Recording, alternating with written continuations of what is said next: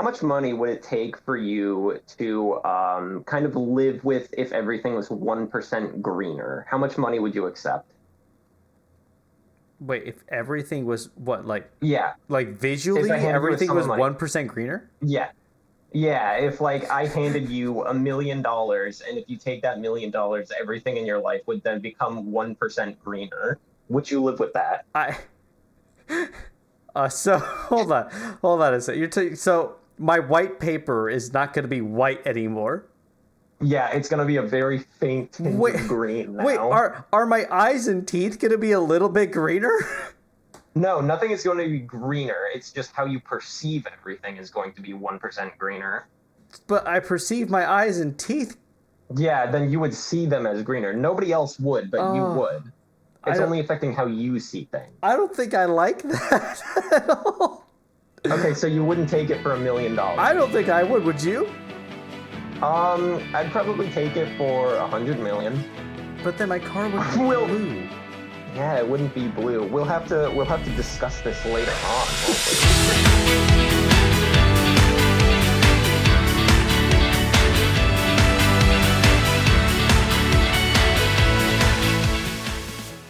Hello, everybody, and welcome back to Double Dip Draft. Everything looking a little greener as we enter week 5. I am your host, Cabral, coach of the Hatchling and Sandslashers. Joining me, I'm Claire of the Maryland Manectrix. Yeah. $100 million richer and a little bit greener. Hope Are everybody's we doing all? great. we got some really fun matches to look at. Just kind of want to go over in brief. I mentioned this last week in week 4 video. Week 4 is a big week. Week 3 is a big week, and I keep saying all that for every week. In week 5, though, this is where we see make or break. This is literally, well, now we know this player's in playoffs and they can't move from there. Or now we know this player is dead last, not moving from there. You know what I mean? Right.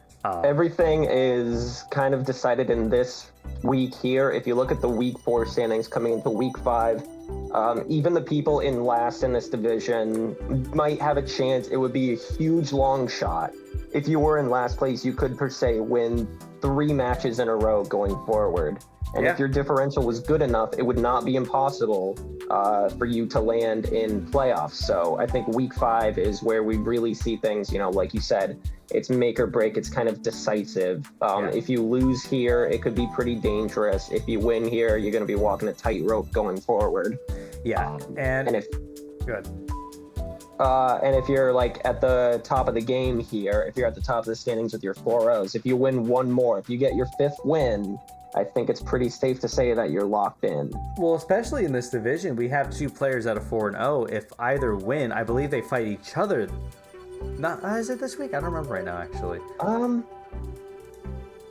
Well, I guess we'll have to see that going into these matches. Yeah, I don't believe they do, actually. But either way, if they do get 5-0s, with the rest of the team being 2s as their wins and only getting a 3rd win this week, it is extremely likely that the Martian Mantines and the Heerlen Hawluchas are going to be locked in for playoffs at this point. Right. But everyone else on the bottom is kind of a toss-up, right? So, we do have Spood and 0-4 -11, but again, if he gets 3 wins here, he can pull back from that. Like, don't drop that Bananas in 4th place is 2-2, tied with the Loafville Lanturns. They can both easily fall out of contention.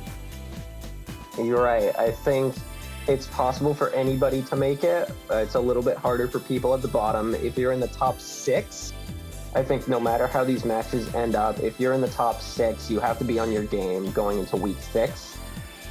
If you find yourself in either position 5 or position 6, it's looking rough. But you've still got 2 weeks going ahead of you, so you really got to fight like a demon for your spot, especially in Scarlet Division where things are like, we don't have any 3 wins here. We have 2 wins. That makes things a lot more up for contention.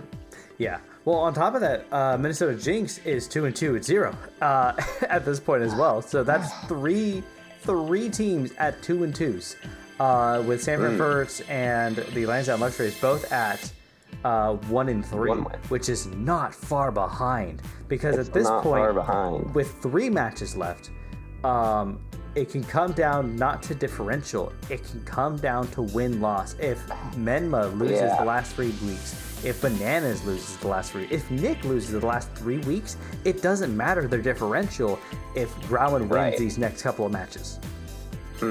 We might also see a head-to-head situation if these differentials come too close, and they are looking pretty close. I mean, Nick and Bananas have the exact same record, 2-2-2, 2-2-2. 2-2-2. Right now, they're at head-to-head. Yeah. Although I don't believe they've had their match yet, so calling it a head-to-head right now may be a bit preemptive. But if this was week 7, we would have a pretty crazy head-to-head. So Scarlet has to be watching out, and I think we'll see how things evolve going into this week. With our first match, who are we starting with? Well, you know what? You mentioned the head-to-head of White Loaf and Bananas, and I thought, why not start with White Loaf and Bananas this week? Because that 2-2-2 is going to be really important for whoever loses or wins this match. And again, we're looking at Bananas, coach of the Don't Drop That Dedennes, and we're looking at White Loaf, coach of the Loafville Lanturns. And what a lineup we've got. I see Girder, I see Baxcalibur, I see Clefkey, probably running screens. Gudra's here to take any and every hit possible and not die. They can just take any. We can say the same for Belly Bolt, too. It doesn't look very imposing, but with its electromorphosis and its parabolic charge, it's a lot bulkier than we might give it credit for. Yeah, and Rillaboom, too. There's quite a bit of bulk on Nick's team, actually.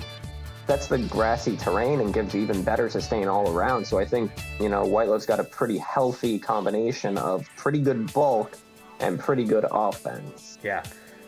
Although I think we can say the same for Bananas, too. I mean, you've got Meowscarada and Keldeo. These are very fast, heavy hitters, and that's saying nothing about Golden Bill. Yeah, and on top of that, Hitmontop's here in Clough, and they hit so hard. They do.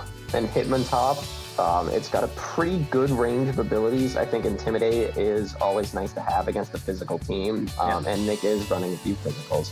But it's also got Technician, boosts its power just a little bit more, especially if it was running something like Triple Axe. Even Mach Punch is fantastic. Even Mach Punch, yeah. Bullet Punch, too. On top of that, it does get Rapid Spin. I'm certain it probably came because Glamora is on Nick's team. That did not come this week. Glamora setting up Hazard is always an issue, and I'm certain that's why Hitmontop's here. Might be a boot set, don't know for sure.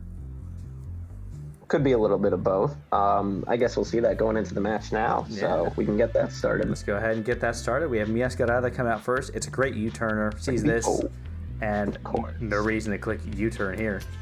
Yeah, it's a grass type. We're going to be clicking that. Yeah. With Protean. Volcanic coming out here. Probably hit this with a fire move or a ground move. Hey, look, there's kind of a combination. The ground move. We're going to have to see if this thing reveals a fire type move first, because I wonder, you probably could have done a little more if you have a fire move. I'm kind of looking at the rest of this team. A fire move is extremely solid. Really? Although getting the thermal exchange up a Baxcalibur is dangerous. We got the Thunder Wave. Paralysis, Gudra is not going to be suffering from the speed drop, but getting full paralyzes. Yeah. Flamethrower. So Gudra just gets crazy coverage, doesn't it? It really does. It's got a great move pool, and on top of that, again, we see how much Hex is doing. Nothing is the answer. We got Light Screen, sure, but still, that's not a whole lot. Yeah. The low kick and the rapid spins, these are pretty weak moves on Belly Bolt, triggering its electromorphosis. Yep. I'm a little surprised the rapid spin came in on the sync. Probably was expecting a switch out potentially. I don't know, because Hitmontop does get Earthquake. I'm surprised that stayed in on this. This absolutely gets Ice Shard and kills it. Yeah, that was a little rough. I would have predicted a Keldeo switch in, as it is out now. Yep. And Keldeo just did a whole lot. Yeah. Running the Rocky Helmet Keldeo, and it paid off because you have taken down Girder. Yeah, then this comes back out, and Meowscarada is kind of dead and can't really deal with this. Intimidate's nice. Sword Stance is way nicer, though. Sword Stance is way nice. Nick realizing that Hitmontop can't do a whole lot, so you're going to Sword Stance once. Yep, U-turn, pop the balloon, get this thing back on the ground. No Touch Me Baby comes out. Takes a 24% on a flamethrower from Isn't this thing like 100+ special attack? It's pretty strong. Actually, only 20%. Full power sucks. Oh. And Belly Bolt at this point does not have a lot of threats going towards it. I mean, it hits Keldeo and Volcanion super effectively with Parabolic. Yep. Decent chip, decent heal. You might want to get Belly Bolt out of there. Yeah, most likely. It's kind of a shame. Lost Girder. Yeah. Ghost hit. Thunderwave miss. Very unfortunate. Girder probably doesn't want to ghost type either. Remember that. Oh, that's right. Not normal. Yeah, it's not normal. I keep forgetting. Eat a Thunderwave. Yeah, Belly Bolt is probably the best switch in to threaten out Golden Go. Mm-hmm. But now we've got the normal Terra. I'm actually surprised we didn't see the normal Terra a little earlier when it was getting Hex. Yeah.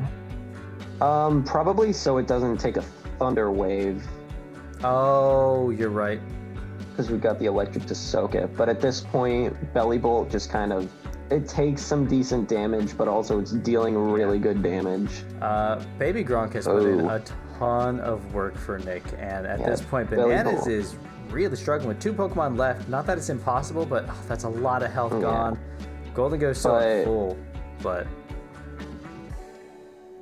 If Light Screen held out for just turn extra, Flamethrower would have been devastating, but... Yeah. At this point, Nick has realized that he has to use Make It Rain to hurt Belly Bolt. It's protected from Hex. Yep. And... Crunch doing a ton of damage. That's a shame. At this point, though, I don't know if... I mean, you might have been able to claim a kill off Excalibur, but... Yeah, but with the HP being that low... I almost said Gorilla Boom, which is... Not inaccurate. Not inaccurate. But Rillaboom comes in afterwards with Golden Go having been that low and kind of just sweeps up the last 2 Pokemon with a Grassy Glide. Yeah. So the miss did suck. But I think this was a pretty... I didn't notice any particularly egregious examples of RNG. I mean, again, Thunderwave sucked, but it was already at the end of the match, basically. Yeah, I think Nick just played really well. Nick just took advantage of Pokemon, and I think people come in expecting Belly Bolt to not do as much as it does, and it's been really solid for Nick. You need a really good ground type to deal with that sort of thing, because you need to, like, nip that Parabolic Charge in the bud. Yeah. You can't let it do that. But Bananas didn't really have a strong electric resist aside from Meowscarada. Yep, which died and it really kind of fell to that early Ice Shot. Yeah, it didn't really get to do a whole lot. This match was just a shame because Meowscarada can do a whole lot. It didn't get that chance, but, you know, this is Bananas. He's still looking pretty good. Chance to bounce back from that going into next week. Nick played really well, so I think, yeah, pretty good match all around here. Bumps Nick up a bit. It definitely bumps Nick up a bit, and that does end that tiebreaker between the two and gives Nick the head-to-head and also the differential, which we'll take a look at later. But for now, we're going to look at another match. We have... Well, who do we have, actually? I introduced the last one. Now it's your turn. Yeah, so it looks like we got Spood of the Southtown Sandslashers versus Spookman Vincent of the Heerlen Hawluchas. Vincent coming into this, I believe he is at the...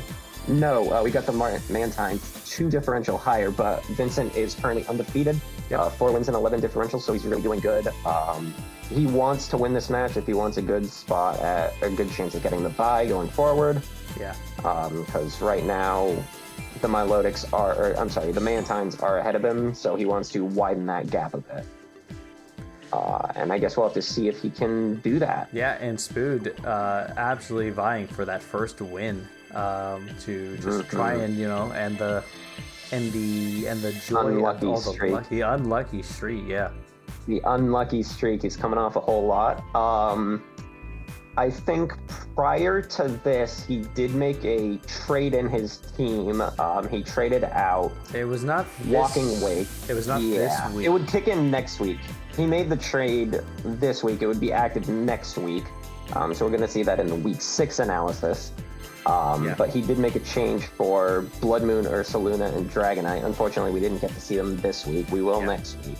Mm-hmm. And it's actually one of our few trades we've ever had in the Double Dip draft, so it's always a big thing when it happens. Yeah, I think it was the only trade we've seen this far, excluding the downtown Dragonites joining this season for all their free agent trades. Yep. Aside from that, this was our only standard trading session of the season. Yeah, and I believe that also might be the case for season 6 as well, but I don't know for certain. That'd be something we'd have to properly look at and figure out. But, you know, with all that being said and done, I think it's about time we take a gander and see how things stack up here. Let's see. Lando start. I mean, that's such a common start. Ooh, I like the Execute Log VN. It does get triple action. Cody doubling to get up some paralysis set up against this thing. Vincent just doing a flip turn. Bisharp coming out. And yeah, these Pokemon are pretty slow, but again, it's also good to get a full pair of chance off. Yeah. Bisharp also packing Thunder Wave. We're looking at a utility Bisharp here. Yeah. I don't know if we'll see a utility Kingambit going forward. That'd be crazy. That would be. I'd really like to see that. But that's in our division, so we have to actually. Yeah. So we got Bisharp with the Iron Head. So much changing around going on here. So much switch outs. Baiting another paralysis. Another para. Is this the start of the shenanigans? Another switch. Hydro Steam coming out, getting hit, but... And here comes the sillies. Landorus. Going out again, back to a Alola, switching into Screamtail, wishing, flip turning, probably going into Bisharp, which is always the answer to this thing. Going back into Walking Wake, getting a full para again. Yeah. Switching out into Quillfish, intimidating, Defiant activates, and then a Alola Mola comes out. Everything is just kind of switching out. Cody's are getting a little bit chipped with Flip Turn, although you do have Wish in the back, which is now gone because Screamtail just took a nasty Sludge Wave. It's a shame that Earthworm didn't get in the mix there because that is immune to it and Earthquake stuff. So, although I think later in the match we will see something from Landorus that was equipped to answer Earthworm as well. Yeah. So it could be a perfectly reasonable concern. Could be. Cody setting this up with some rapid spins to try and outspeed, I imagine, Ribombee to try and get a sweep with this thing. Right, and you might have noticed the past 4 turns.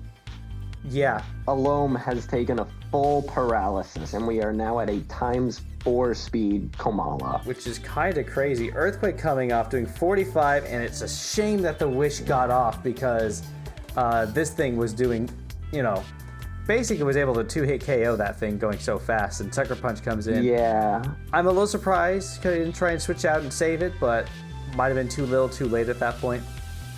At this point, I mean, Bisharp was going to soak any Intimidate. I think you had to go for the Shed Tail. Terra and Ground type, perhaps trying to eat a Thunder Wave for another Quiver Dance. The Taunt.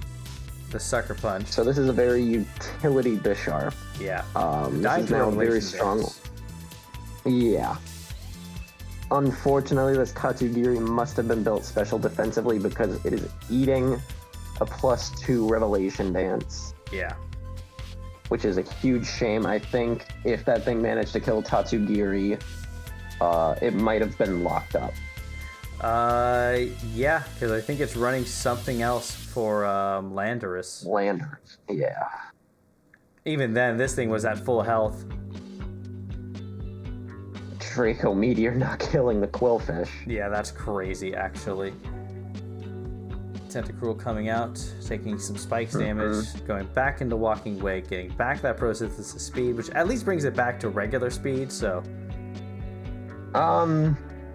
Is that the boost? I think it's going to be a little bit slower. I think Proto is like 1.3. Oh, it's 1.5? Sorry, yeah. It's either 1.3. I know there's a photosynthesis condition on one stat. It's either speed or attack. I'm pretty sure it's only 1.3 speed. Yeah. Focus blast, killing the thing. So that's a special. But yeah, there was the fighting coverage for Orthworm that I'm certain Cody saw coming on Lanturns. Yeah. Because it kind of gets just insane coverage all around. Yeah. Sheer Force just making it even stronger. And at this point, there's not much Cody can do against Tentacruel. Rabombi's also way faster than this thing. Right. Rabombi just does a whole lot. Yeah, this getting paralyzed early actually really hurt Cody. Yeah. And the fish can't do anything. Goodbye, fish. Yeah. So I think it was a hard-fought match. Unfortunately, I think the utility Bisharp with the Thunder Waves and the taunts was just a huge problem. Yeah. That I think on top of that, there was a lot of constant switching around. Both players. I know it was a little hard to keep up, if I'm being honest. Yeah. You know, we were playing on normal speed, and it was just like we're trying to do the play-by-plays here, and just it's frequent that we're not seeing the same Pokemon out across 2 turns. And I think what ended up happening is both were calcing, worried what the other would do, and then switched. And I think if one of them had realized that a little earlier in that, they could have halted it. Like Cody could have done Hydro Steams on other Pokemon coming in just for some chip or whatever. Right. Because I think, unfortunately, when it comes to the switching game, that is a game that Vincent would win.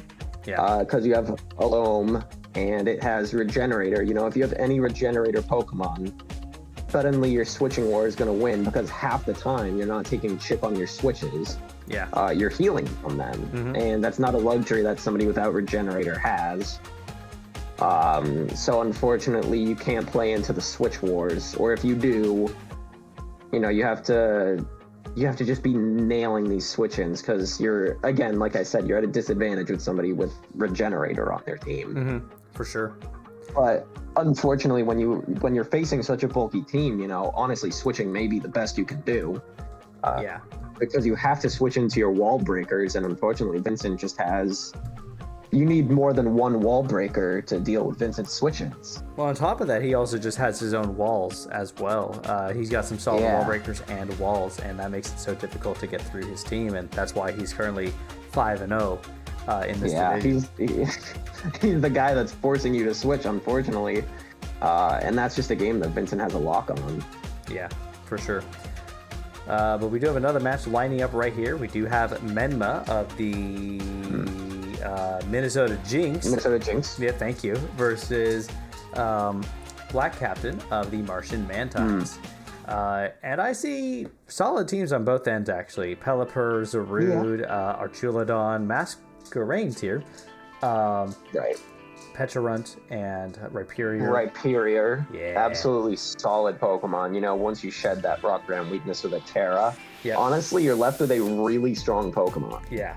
Especially with like Rhyperior has a very good array of setup moves. I think I made use of it in, I want to say, Season 5. Rhyperior has a pretty good array of sweeping moves. I used Swords Dance and I used Rock Polish in the past, and really good results. And now with Terastallizing, you're basically only making Rhyperior better. It's actually a very good value pick. I honestly can't endorse it enough. Yeah. Black Captain, he's got some pretty good Pokemon too. I mean, you got Forretress.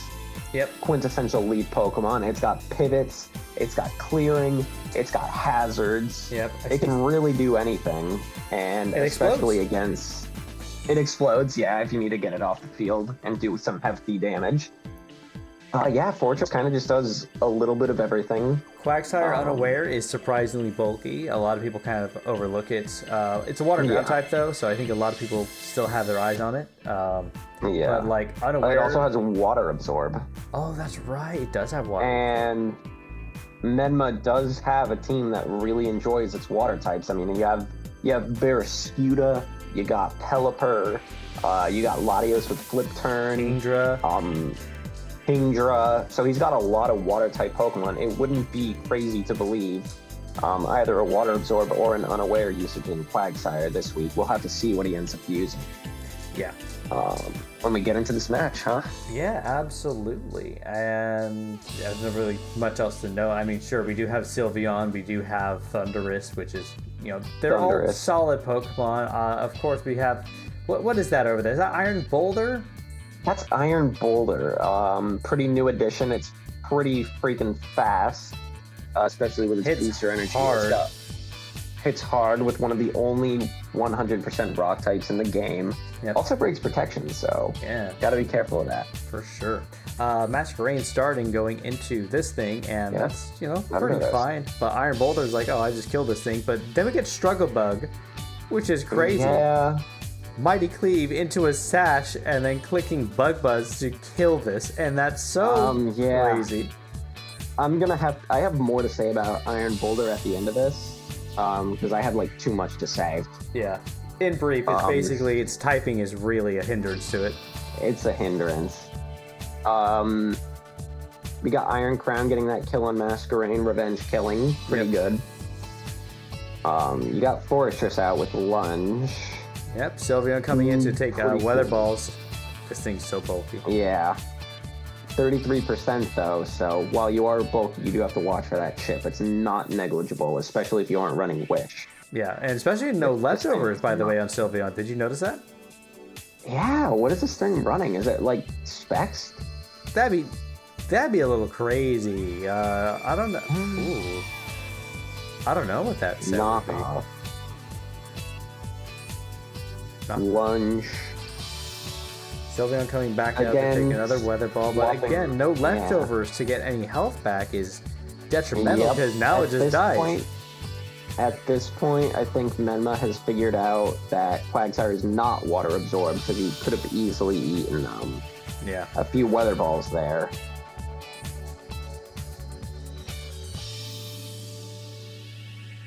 Pelipper coming out with Quagsire soon after. And a U-turn. Yeah, into Zarude, which just clicks a grass move and kills this. But that Terra steals. Yeah, unless you also have knockoff on the leftovers. Okay.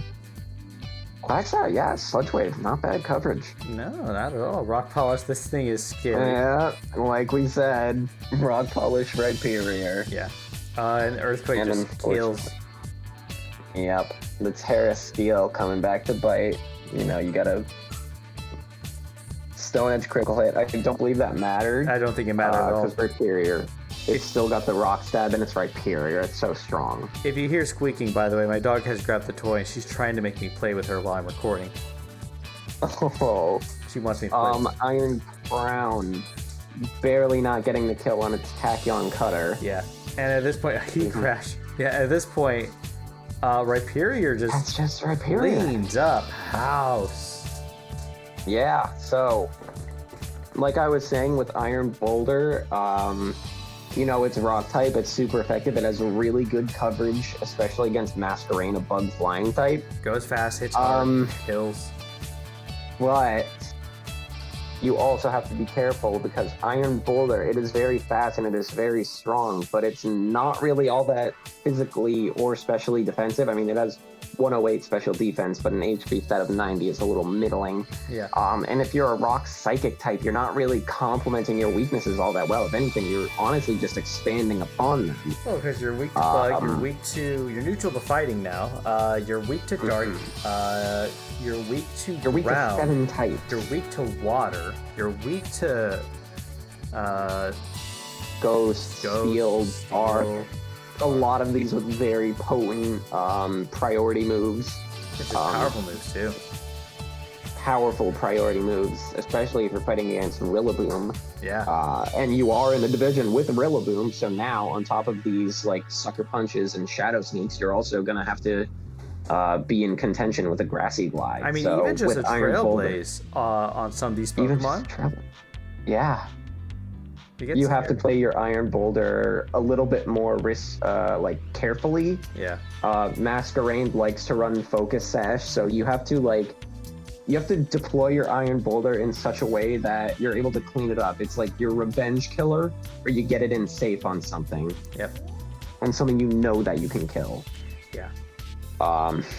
But with that in mind, you know, still pretty solid. I mean, you're getting 2 kills against Menma with a draft like that. Not bad at all. Black Captain, you know, Martian Mantines, you're really not hurting at all. You're at 4-1, so Yeah, that's you can easily absorb this loss. It's not a big deal for you. You're still hanging pretty tough. Mm-hmm. We do have one more match to take a look at, though, before we spend too much time on all these, because we're only 30 minutes in. This has been swinging blazes going by fast, actually. What am I talking about? Yeah, we're doing pretty good. Next, you're gonna have to correct me on these if I get any of these wrong. I mean, I can do it because you did the last one. Yeah, okay. Go ahead. Yeah, because we got Jake of the San Fran Furrets versus Growin of the Lansdowne Luxrays. Jake coming in halfway through last season, and Growin coming in first season, getting to our final weeks here for both these players. And we've seen Jake with this team before. In fact, this is the same team he brought last week, I'm pretty sure. And I think the week before that, actually.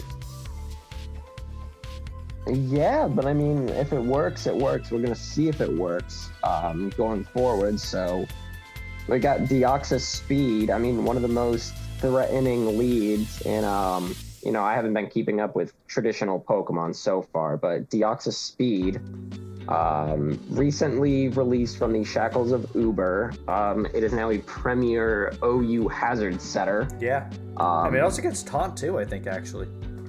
Yeah, I mean, it can do a little bit of everything. You know, it's T-Wave. very strong. Yeah, it gets Heat Wave. Oh, T-Wave. It gets T-Wave, yeah. Yeah. So it's got some pretty good utility. It's got some pretty good damage. It's got some pretty good setting. Well, it gets Psycho Boost as well, which is a very unique move to Deoxys in the first place. Yeah, so it just has the power behind it as well. Mm-hmm.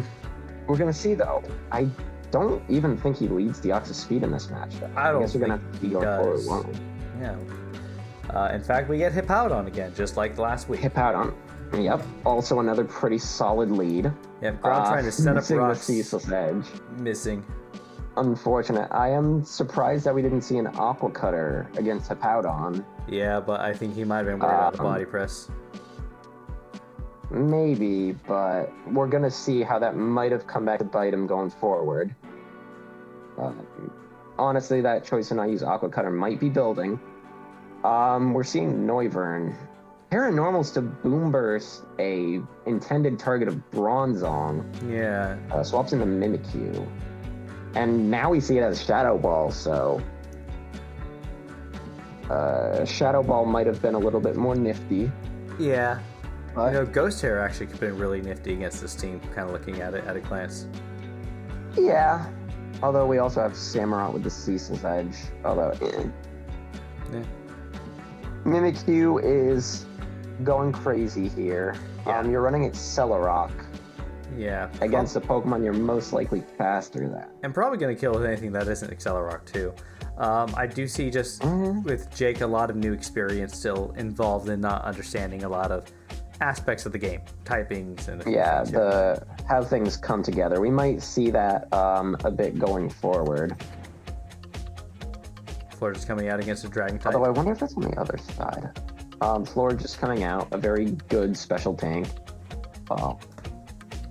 Yours truly putting an I in the chat. I can't remember why. I.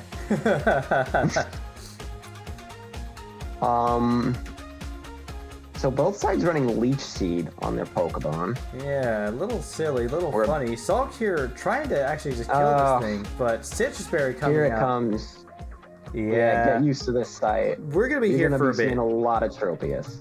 This is, I think, going to be for the next round 30 turns. We're 30 gonna be turns. Like this. And we're just going to see Tropius hanging tough. Yeah, we saw Harvest activate, Citrus Berry gets used there, Substitute goes off here, and then on top of that, we have Harvest, I believe here, activate again, and a Citrus Berry go off one more time. That is twice in one turn a Citrus Berry was Turn 15 going hard, and now we're gonna be seeing a lot of the same.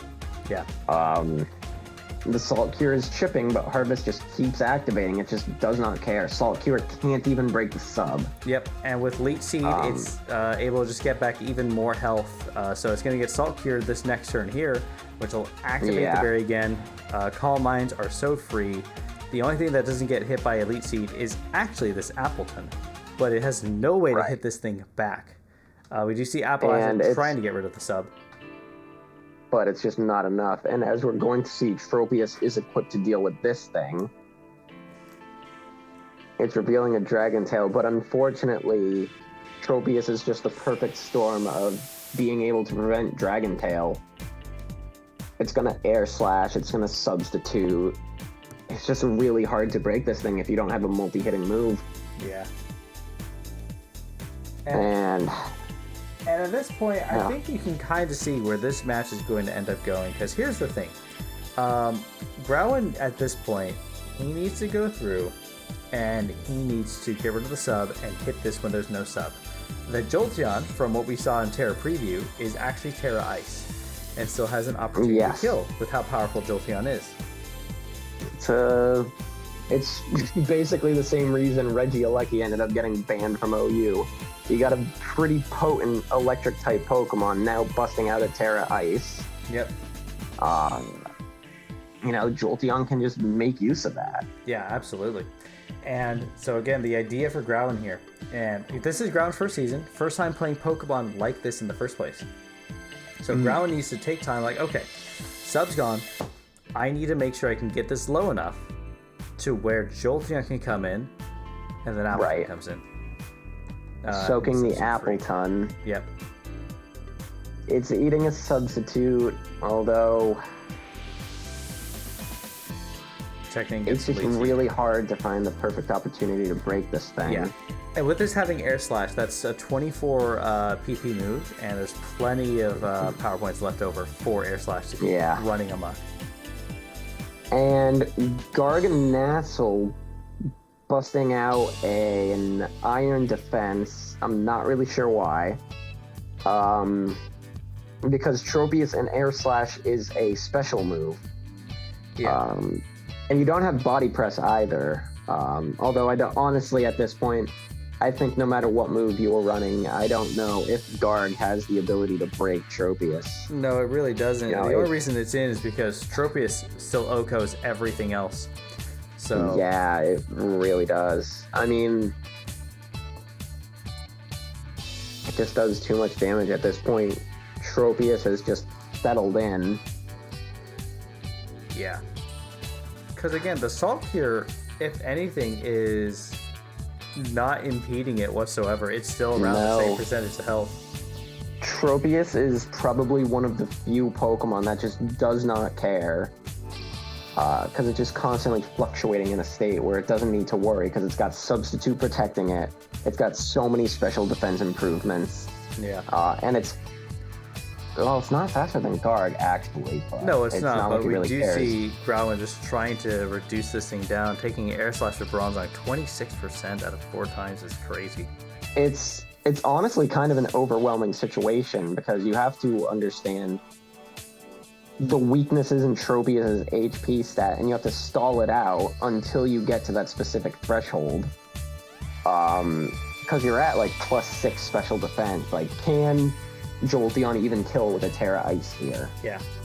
It would need And to, so we do see Sub Disappear, and that means it's doing over 20% damage to it, at least. Yeah. Now we're gonna find out just how much damage this Terra Blast can do. Yeah, but no, actually, I think he's switching here, so we're not gonna see that yet. Yeah, we did get a switch here. Back up to 74%. Mimikyu coming out. Doing a play rough, doing 26%, bringing it down under half health at this point, down to 10% health. Missing a play rough to miss is really rough. Yay! That is unfortunate. Yeah, because even with the Citrus Berry, we're still down to 31%. Finally, we do know Sub would have taken it out, and Mimikyu probably could have killed it, actually. And if Jolteon had stayed healthy, Terra Blast just not doing quite enough. Finally it dies. but 1%, Jolteon's not living that turn, but at least you've killed Tropius. Yeah. Deoxys speed going down, so we're seeing that Growlithe is beginning to make some progress. Yep. And Lycanroc coming out to just dies, so I don't want to sound too crude, but you did kind of just waste your differential boost by busting that out. Yeah. But it doesn't really matter. So, as I mentioned in turn 1, not going for the sure thing on Aqua Cutter has inevitably come back to bite Samurott. I don't know if an Aqua Cutter would have killed Florges. I'd have to run a very quick damage calculation to say. Yeah, it is currently at 51% health, and actually at 51, I'm fairly certain it would have killed it. It's got more HP, but its defensive stat is, I think, near like 60 to 70. What move did it use at the very end there? Was it Aqua Cutter? Yeah. It was Aqua Cutter. And I'm certain it's running Sharpness too. Aqua Cutter would have dealt around 38 to 45. Oh, wow. Well, actually, no, with Rocks and Spikes? Ooh, with Rocks and Spikes, yeah. If we just had a little bit of chip on Hippowdon at the beginning of the game, honestly, even if that Ceaseless Edge did not miss and still hit. Yeah, and still hit, you would have gotten an extra layer of spikes down, and you would have gotten a chip on Hippowdon. Honestly, everything, this end result, kind of stems from that turn 1 of Ceaseless Edge missing. Yeah, and there were still other things. We did see Mimikyu there were still other things. And taking out subs. Yeah. Jolteon took out subs and did 42% to a half HP, like fully buffed out, Tropius. So the answer was earlier on, take out sub, bring out Jolteon, kill it, and then the rest of your team can handle whatever Jake had. It was just Tropius doing its thing. We've seen it once before. And we saw it again. And, I don't know if Brawlin's team had a Pokemon that could do this. Mm-hmm. But if you had a Pokemon that could run Triple Axle and you see Tropius coming, by God, you pack Triple Axle on something or Tropius is going to get you. Yeah. Because it's funny, it's dumb, and it does a thing. Yeah. But I guess that's it for week 5, isn't it? So let's take a look at our standings. Yeah. You want to read out our top 4? I will do that if you get the bottom ones. Of course. So we got the Heerlen Hawluchas, Vincent at a 5-0 at plus 16, with the Martian Mantines at a 4-1 now at 9. Nick of the Loafville Lanturns is at 3-2 at 5, and the Minnesota Jynx is at a 3-2 at 4. And for our bottom 4, we're looking at Don't Drop That Dedennes 2-3, -1 differential. San Fran Furrets 2-3, -6 differential. Lansdowne Luxrays at 1-4, -11, and the Southtown Sandslashers at 0-5, -16. Tied with first. In reverse. Yeah. Reversing the differential here between first and 8th. Yeah. But yeah, things are looking a little bit more concrete this week. I think Nick and Menma really wanted that win to get them out of the 2-2s. Mm-hmm. I think Vincent really likes having that 5th win. It's all but cemented him for playoffs. Yeah. Depending on how week 6 goes, it might cement him for first place in the division. Yep. We'll have to see that going into week 6. But as of week 5, he's looking very comfortable. Yeah, and in fact, even Black Captain's looking fairly comfortable, but with 2 weeks left, 4-1 at 9, it's pretty low diff still at this point in the season, and he could easily kind of drop out with Nick and Menma being right there, and Bananas still only at a 2-3 at -1. But it's week 5, and you're at a 2-3 with 2 other people with 3 wins. It's not like Violet Division where you have 2 people with 4 wins. You're still like, there's only 1-5 and 1-4. There's still some pretty good wiggle room to force you topside. Yeah. It's going to be tough. I don't know who in this division might be getting bumped out. I wouldn't be surprised seeing anybody here in playoffs. Yeah. I do believe, though, we're at a point where Spood's not likely, with 2 matches left, Actually, yes. Smith No, did not make playoffs. It's just, yeah, you've seen people with 3 wins here now that everybody has at least 3 wins topside. Unfortunately, contention is looking impossible here. Lansdowne Luxrays, they have 1 win, so it's possible, but not likely at this point. It's very much looking like it's going to be something out of their control, especially if they don't win a match week 6. If Loafville Lanturns, if Nick gets a win, that's 4 wins. Now he's gone ahead. He is now very close to being essentially locked in. Yeah. It's looking very rough. San Fran Furrets and Bananas are looking in a very similar positions with each other. I think both of them still have a pretty decent chance of being in contention. Yeah, but we'll have to see how those play out in the next week as it is. But I think for now, we do have a guaranteed contender for playoffs. And I believe, based off of differential alone and how the rest of the season's looking, I think Vincent is probably going to be the bye for Scarlet. I don't think it's super possible to knock him out unless he loses 2 matches. Yeah, and it's Teal Division that has the 2 buys, right? Yes. So there's 1 bye in Scarlet and 1 bye in Violet, and then 2 buys in Teal. Crazy. Which, by the way, you should check out those other videos. Pretty cool. I think they are. I don't remember who's in those ones. I have not had the chance at looking at them, but when this hits, so will those 2. So yeah, better believe I'm gonna be watching them with you. Yeah. And with that being said, that's all we got for week 5. Thanks for being awesome. Sorry everything's late. It's all complicated. Yep.